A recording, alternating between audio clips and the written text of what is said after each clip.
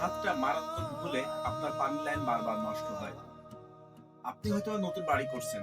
নতুন বাড়ি করার সময় এই সাতটা ভুল করেছিলেন। এরপর থেকে আপনার নিয়মিত পানি লাইন নষ্ট হচ্ছে। অথবা আর্থিকভাবে আপনি বারবার ক্ষতিগ্রস্ত হচ্ছেন। আমরা আজকে জানবো এই সাতটা ভুল কি।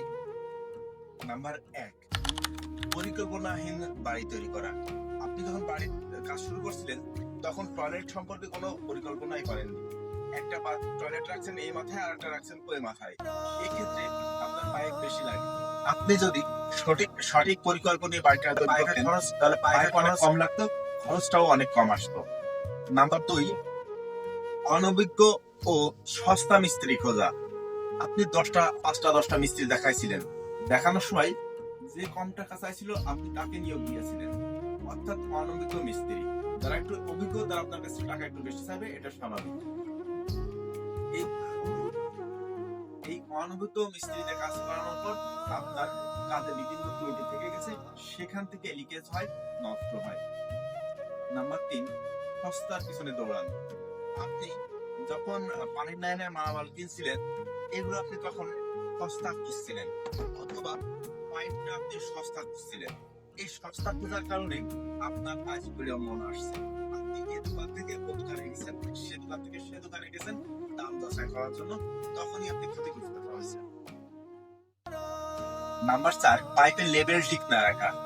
যেমন ধরুন আপনার বাথরুম থেকে যে পাইপটা বেরোয় চলে আসলো, যে বাইরে কোথাও পানি বের হয়ে চলে যাচ্ছে কোনো একটা গর্তের ভিতরে, তো আপনার পাইপটা এভাবে সেট করা আছে সমান্তরাল, পানিটা বের করছে না পাইপ দিয়ে।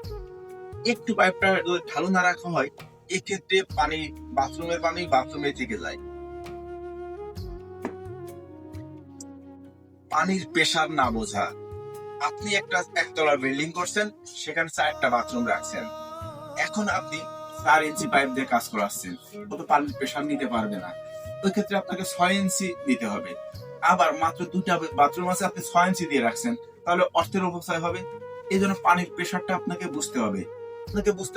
থ্রেড পাইপগুলা 3/4 দিয়ে কাজ করাবেন নাকি 1 ইঞ্চি দিয়ে কাজ করাবেন। দেওয়ালের ভিতরে বেশি বেশি সংযোগ রাখা, অর্থাৎ এখান থেকে মোড়ায় এখানে, এখান থেকে ঘোরায় ওইখানে, এখান থেকে ঘোরায়, যখন এভাবে ঘোরায় নেবেন তখন আপনার এই জিনিসগুলো বেশি লাগবে, বেশি খরচ হবে, মাঝখান থেকে লিকেজ হওয়ার সম্ভাবনা বেশি থাকবে। এবার আসেন ট্যাঙ্কি সেটআপ। আপনি সঠিক জায়গা নির্বাচন করতে পারেননি আপনার ট্যাঙ্কি সেটআপের জন্য।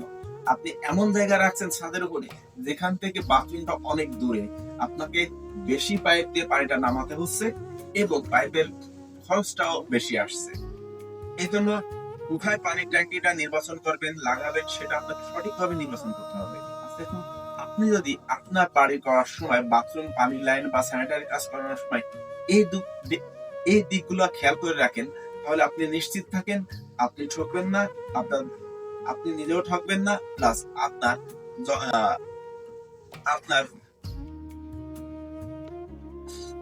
আপনার পানি লিকেজ হবে না, বারবার এটা সেটা ওটা নষ্ট হবে না। আর এই ভিডিওটি থেকে যদি আপনারা নাও বুঝতে পারেন, আমাদের শোরুমে আসেন। আমাদের শোরুমের ঠিকানা সোহাগ বিল্ডার্স, ধলগা রাস্তা মোড়, বাঘারপাড়া, যশোর। আপনারা আমাদের সাথে যোগাযোগ করলে আমরা আপনাদেরকে ভালোভাবে বুঝিয়ে দেবো। ভালো থাকবেন সবাই। আসসালামু আলাইকুম।